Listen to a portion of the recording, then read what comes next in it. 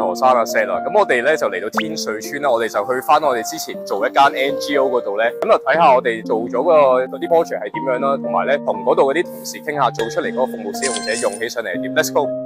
好啊。